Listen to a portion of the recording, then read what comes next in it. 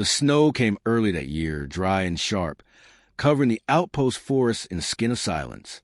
It blanketed everything: the walls he'd built, the training ground behind the house, the graves. They hadn't marked the mercenaries' resting place with names, just a line of stones, evenly spaced. The children asked why.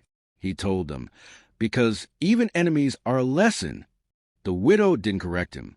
He spent the mornings reinforcing the roof, securing stores, checking comms. Storms would jam long-range contact, and no one was coming to help if things went wrong. The widow joined him silently, moving like a second pair of hands. Their coordination had grown into something wordless. He anticipated her shifts. She understood his rhythm. There was no need to speak when the work was honest. The children had grown leaner, tougher.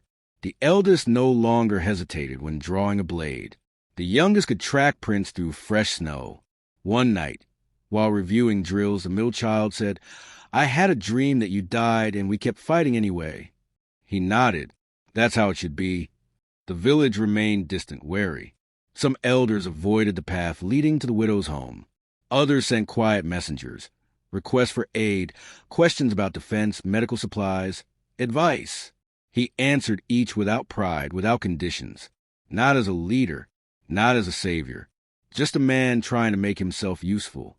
One night, a child from the village arrived at their door, shivering, his face bruised, his arm broken. The widow took him in without question. He said nothing, only clung to her when she wrapped him in warmth. The next day, his family arrived with accusations. The boy's wounds had come from training. Too rough, they claimed, too human. The boy refused to return. The elders said nothing. That evening, a stone was thrown through their window. The widow didn't flinch. The children didn't cry. He simply swept the shard aside and began boarding it up. She watched him for a while, then said, "They will not risk a public act, but they will hope to push you out through silence." He set the final board in place. "Then I'll make noise." The next day, he walked into the center of the village and requested an audience. No weapons, no escort. The elders gathered reluctantly. He didn't address them as supplicant or soldier. He just spoke. "I am not here to lead. I am not here to change your ways. But I will protect the ones who call me theirs. If that threatens you, look inward, not at me." He left without waiting for a reply. That night, someone left supplies outside their door: medical herbs, preserved meat, fire starter gel. No note. He didn't mention it to the widow. She had already seen it. She didn't smile, but her shoulders rested easier when she walked. The snowfall grew heavier. He taught the children how to dig shelter pits, how to track by broken frost, how to spot artificial heat blooms from drones. He started treating them less like students and more like future defenders. They didn't ask why. They already understood. During one of the patrols, they found a crash site, a small scout ship mangled, smoke still rising. Alien markings, military. Not local, not friendly. Inside were 2 survivors. One dead, burned into the console. The other barely conscious, one arm severed, whispering in a dialect neither human nor the widow fully recognized. She stabilized him. He checked the flight logs. The ship had come from a different sector, one not supposed to be active. The pilot's last orders had been to observe, infiltrate, and map defense potential. Their colony had been tagged as a non-hostile mixed settlement with exploitable divisions. The word exploitable lingered in his thoughts all night. They buried the pilot the next day. The soldier survived. They didn't tell the village. Instead, they questioned him, not with cruelty, but with precision. Where had he come from? Who had sent him? How long before others followed? The soldier resisted. The widow gave him painkillers, but nothing more. They waited. On the 3rd day, the soldier asked a question instead. "Why is a human here?" He replied, "Because no one else stood up." The soldier scoffed. "For a female that's not even yours?" The widow's hand tightened on her knife. The soldier noticed.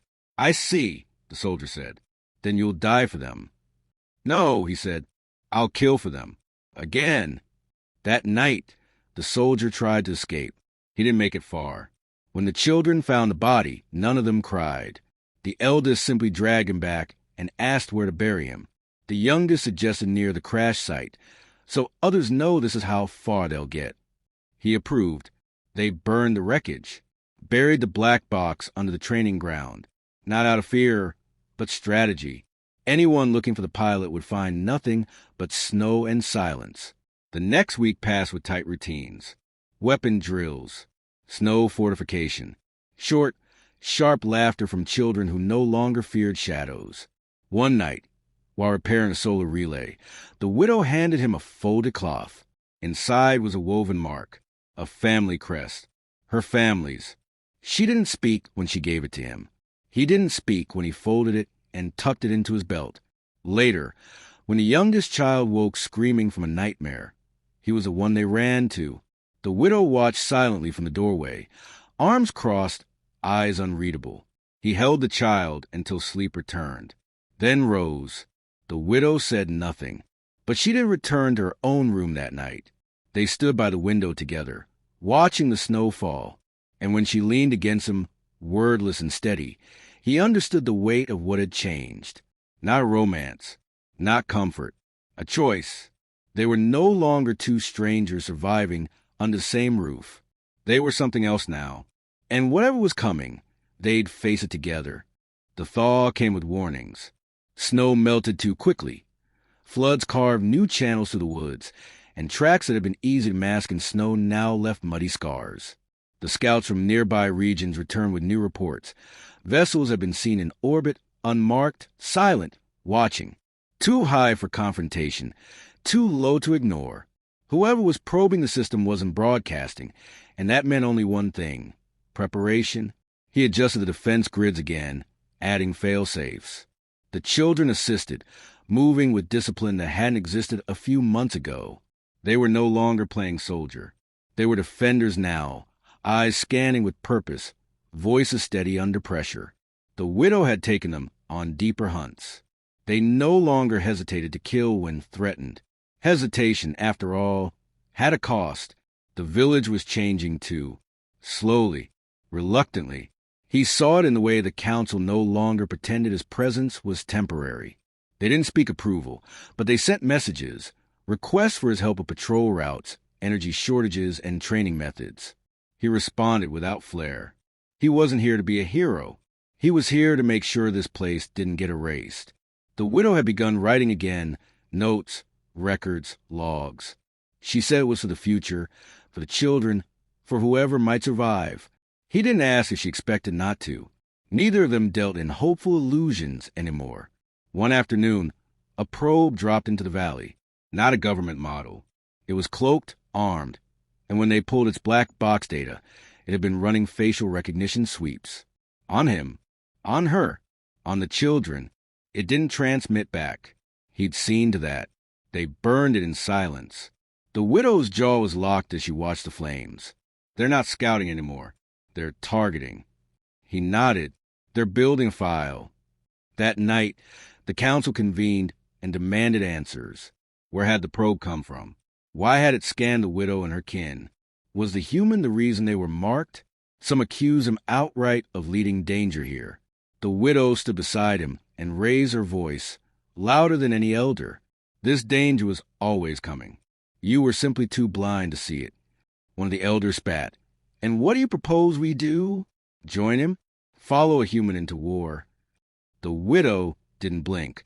If war comes, I follow the one who will not run. Some of the council averted their eyes. Others looked at him differently now, not with suspicion, something closer to inevitability. The next morning, he found an encrypted message buried in one of the old military channels he'd kept dormant. It was short, a name, a date, a time. The name was an old contact, another soldier who should have died in the last war. The time was 24 hours from now, and the message came from a ship that didn't belong in this quadrant. He didn't tell the widow right away. He walked the perimeter first, let the wind cut through him, watched the children practicing takedowns, listened to the widow's voice as she corrected their posture. Only then did he pull her aside. She didn't ask what he planned to do. She only said, "We'll go together."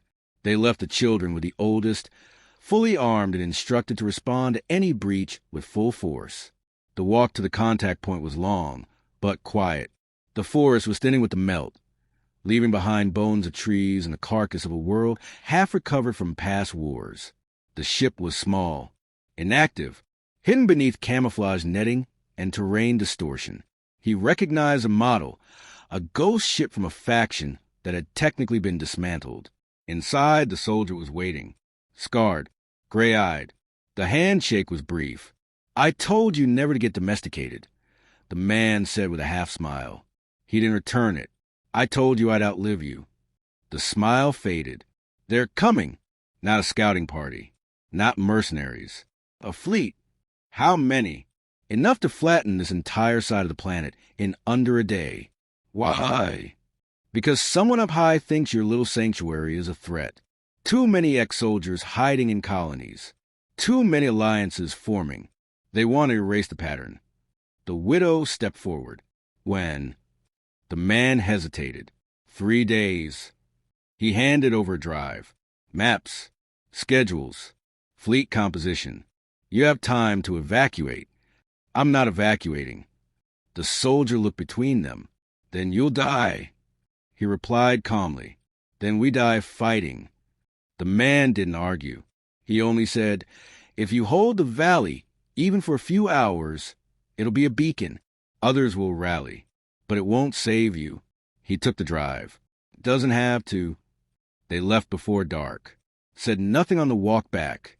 There was nothing left to say. At the homestead, the children had already heard from local scouts. The sky had begun to show strange formations, cloud patterns that move against wind, faint glows where no satellite passed. Even the youngest knew what it meant. He gathered them all that night. The children, the widow, the neighbors who had once kept their distance. The council, silent and tight-lipped. He spoke only once. "They're coming. We won't run, but we also won't die for nothing." He laid out a plan, rotating patrols, fallback zones, shelter routes, calm sabotage points. The children would take the high ground. The elders would cover retreat. The widow would coordinate through the old satellite grid. Every breath mattered now. Every shot had to count. For the first time, no one interrupted him. No one questioned his right to lead. The village began preparing like a hive. Tools turned into weapons. Homes were fortified. Messages were sent to allied settlements.